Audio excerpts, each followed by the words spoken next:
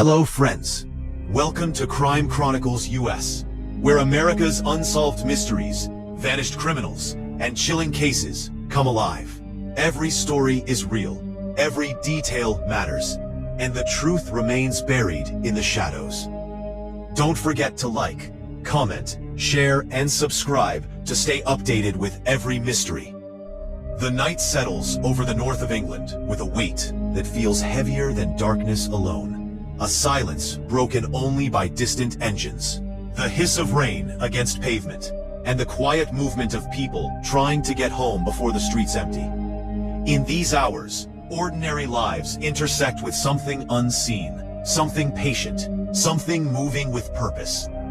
The years are slipping through the late 1960s and into the 70s, and beneath the routine of factories, pubs, terraced houses, and bus stops, a pattern is beginning to form that no one can yet fully see. Women walk faster, clutching coats tighter, sensing rather than knowing that the familiar streets have begun to change. Peter William Sutcliffe grows up without distinction, a man who blends into the background so completely that even those who know him best struggle to describe him with any clarity. Born in 1946 in Bingley, Yorkshire, he is one of 6 children in a working-class Catholic family. His father is a factory worker, strict and emotionally distant. His mother, gentle but overwhelmed. Peter is quiet, withdrawn, awkward in ways that draw little attention because so many boys like him exist in the same neighborhoods. He is not clever, not charismatic, not particularly cruel in obvious ways. He drifts through school, struggling academically, bullied at times, learning early that invisibility can be a form of protection. As he grows older, his inner life becomes more vivid than the outer one. He feels rejected by women, humiliated by sexual experiences that leave him confused and resentful rather than fulfilled. The world seems to him divided into those who possess power and those who are denied it, and he places himself firmly in the latter category. His failures harden into grievance, and grievance begins to seek justification. He searches for meaning in religion, in work, in relationships, but finds none that quiet the sense of inadequacy that follows him everywhere. By the early 1970s, Sutcliffe is working as a lorry driver, a job that grants him movement, anonymity, and long hours alone with his thoughts. The roads become his refuge, stretching endlessly through towns and industrial estates, lit by sodium lamps and neon signs. He marries Sonia Surma in 1974, a woman who believes she has found a gentle, if troubled man, someone who needs care rather than suspicion. Their marriage is strained by money problems, infertility, and Sutcliffe's growing emotional detachment. But to the outside world, it appears unremarkable.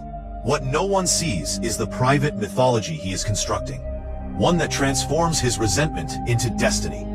He later claims to hear voices, to receive divine instruction, though psychiatrists and investigators will argue for years over whether these experiences are genuine psychosis or self-serving fabrication. What is undeniable is that he begins to view certain women as symbols rather than people, embodiments of his anger and shame, targets onto which he can project his sense of powerlessness. The first attacks are clumsy, brutal, and opportunistic. In 1975, Wilma McCann, a 28-year-old mother of 4, is killed in Leeds. Her body is discovered near a car park, bludgeoned and stabbed. The crime shocks the city, but is initially treated as an isolated incident, one more tragedy in an era already accustomed to violence. Then, months later, another woman is attacked, and then another. The similarities are subtle at first, but they accumulate. The geography, the method, the selection of victims who are alone late at night. Fear spreads unevenly, clustering in whispers and warnings passed between women who adjust their routines, share taxis, avoid certain streets. Police begin to suspect a serial offender, but their understanding is shaped by assumptions that will prove disastrous. Many of the victims are sex workers, and this fact becomes the lens through which the investigation is conducted. The killer is imagined as a man driven by hatred of prostitutes, a vigilante figure cleansing the streets. This narrative narrows the search, excludes possibilities, and blinds investigators to victims who do not fit the profile. As the body count rises, so does public pressure. Newspapers seize on the story, giving the killer a name that will echo for decades, turning him into a grotesque myth rather than a human criminal. Letters arrive at police stations, some hoaxes, some taunts, one accompanied by a tape recording in which a man claims responsibility, speaking in a Wearside accent. The voice is calm, mocking, confident.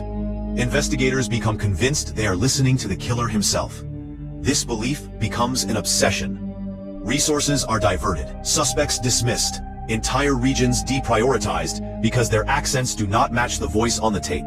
Sutcliffe, with his Bradford roots and Yorkshire speech, slips through the net, again and again. He is questioned multiple times, his name recorded, his vehicle noted, but he never aligns perfectly with the profile police believe they are chasing. Each mistake compounds the next, allowing him to continue. Meanwhile, the attacks escalate in frequency and ferocity. Some women survive, bearing injuries that leave lasting physical and psychological scars. They describe a man who approaches without drama, strikes suddenly, disappears into the night. Their testimonies are filtered through assumptions, sometimes doubted, sometimes minimized. The investigation becomes not just a hunt for a killer, but a mirror reflecting institutional bias and failure. Sutcliffe's double life intensifies. By day he is a husband, a worker, a man who complains about money and traffic. By night he stalks, prowls, watches. He keeps tools in his car that serve innocent purposes until they do not. He learns from his mistakes, grows more confident, more methodical.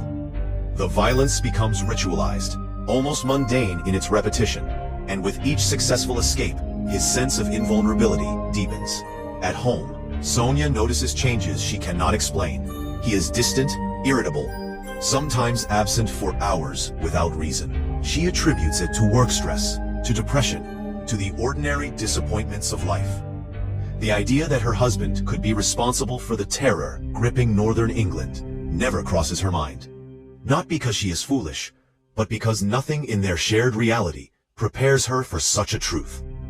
Communities begin to fracture under the strain. Women are advised to stay indoors, to travel in pairs, to modify their behavior as if the responsibility for survival rests with them alone. Anger simmers, directed at police, at politicians, at the media.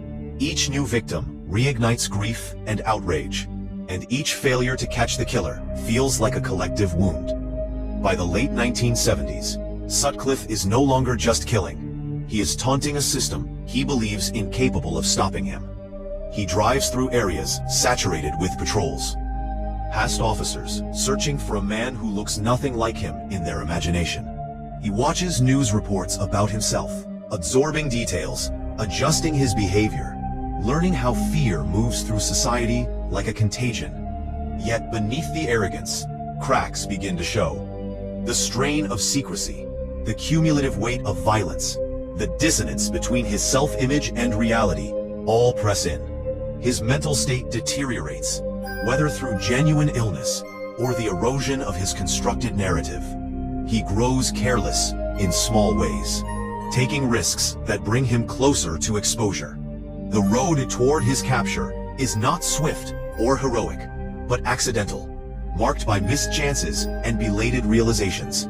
It begins not with brilliance, but with routine police work, with officers who do not know they are standing at the edge of history. A stopped car, a man who does not quite fit, but does not quite not fit either.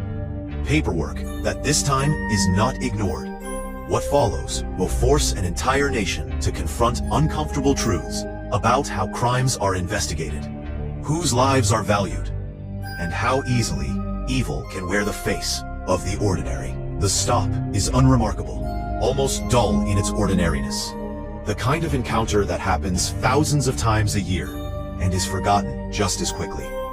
December cold seeps into everything, breath fogging the air as police officers question a man sitting in a car with false plates.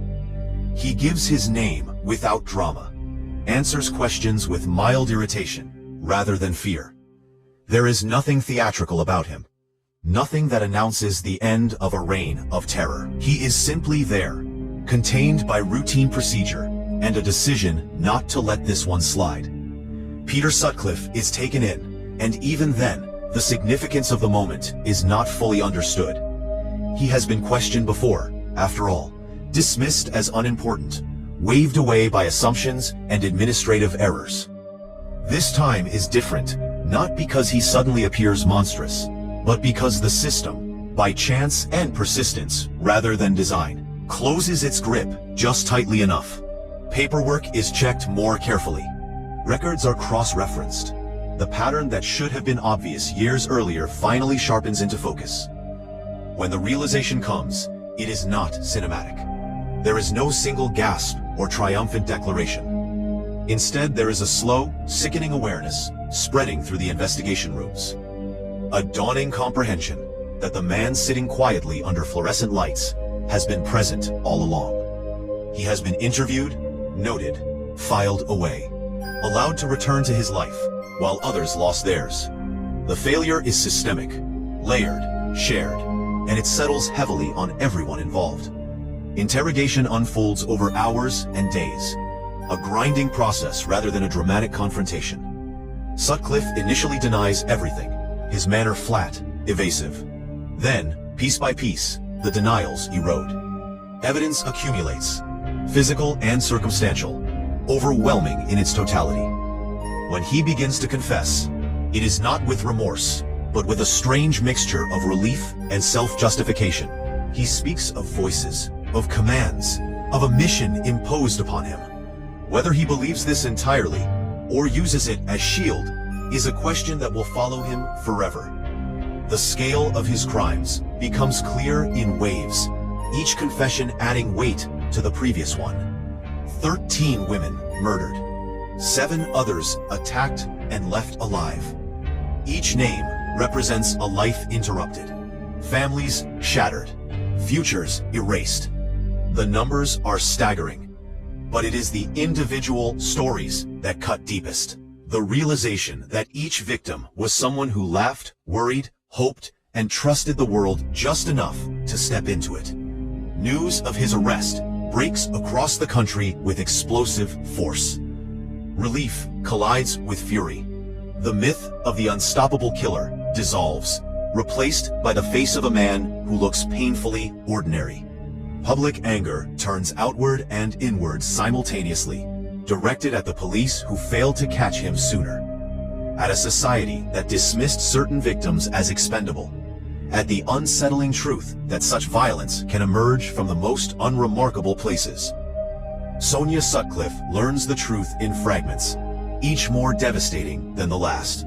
Her husband, the man she defended, worried about, shared her life with, is exposed as something she cannot comprehend. She insists she knew nothing, and many believe her.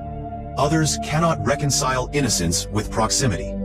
She becomes another casualty, though of a different kind, her identity forever fused to crimes she did not commit. The trial is a prolonged confrontation with horror. Evidence is laid out methodically, stripped of sensationalism by legal necessity, yet horrifying in its precision. Sutcliffe listens, sometimes impassive, sometimes animated by grievances and delusions. Psychiatrists debate his mental state, diagnosing paranoid schizophrenia, arguing over responsibility and culpability. The court must decide not only what he did, but how he should be understood. When the verdict comes, it brings neither closure nor peace. He is found guilty, sentenced to life imprisonment with a recommendation that he never be released. The language is severe, absolute, but it cannot undo what has been done. For the families of victims, justice is abstract, a concept that offers structure but little comfort. Their losses remain permanent, unsoftened by the passage of time. In the years that follow, the case becomes a reference point, a lesson written in blood. Police forces reevaluate investigative practices, acknowledging the dangers of tunnel vision, the cost of bias, the catastrophic consequences of prioritizing narratives over evidence. Feminist critiques gain renewed urgency, exposing how attitudes toward sex workers shaped responses and delayed justice. The phrase used to describe the killer is increasingly rejected, recognized as a distortion that elevated him while diminishing those he harmed. Sutcliffe himself recedes into the background of the prison system, occasionally resurfacing through appeals, diagnoses, and eventual reclassification from prison to secure hospital and back again. His name remains infamous, but his voice fades, stripped of the power it once held. He becomes an object of study rather than fear, a subject for criminologists and psychologists attempting to understand how such violence takes root. Yet, understanding remains incomplete. There is no single explanation that satisfies, no neat resolution that makes sense of the suffering. The story resists simplification because it is not about a monster descending from nowhere, but about a man shaped by personal failure, cultural attitudes, institutional errors, and unchecked resentment. It is about how ordinary environments can incubate extraordinary harm when warning signs are ignored and lives are ranked by perceived worth. Decades later, the echoes persist. Survivors carry their trauma quietly, often unseen. Families mark anniversaries with grief that does not diminish, only changes shape. Streets once walked without thought are remembered differently, layered with memory and loss. The case enters history, but it does not stay there. It resurfaces whenever similar patterns emerge, whenever another investigation falters, whenever another victim is dismissed. What remains most unsettling is not the brutality itself, but the familiarity of its source. Peter Sutcliffe was not an outsider to society. He was embedded within it. He worked, married, drove familiar roads, spoke to neighbors. His crimes were enabled not just by his own actions, but by a collective failure to imagine that danger could look so normal, sound so unremarkable, pass through checkpoints again and again without being stopped.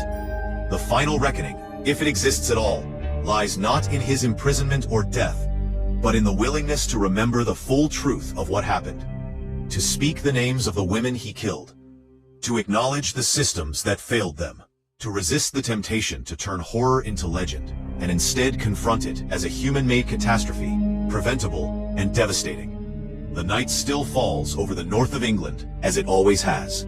Streets lit, footsteps echoing, lives unfolding in small, ordinary ways. The difference now is knowledge, hard-earned and incomplete, that safety is not guaranteed by familiarity, and that vigilance must extend beyond fear to include empathy, accountability, and the refusal to look away. And this is the end of this story.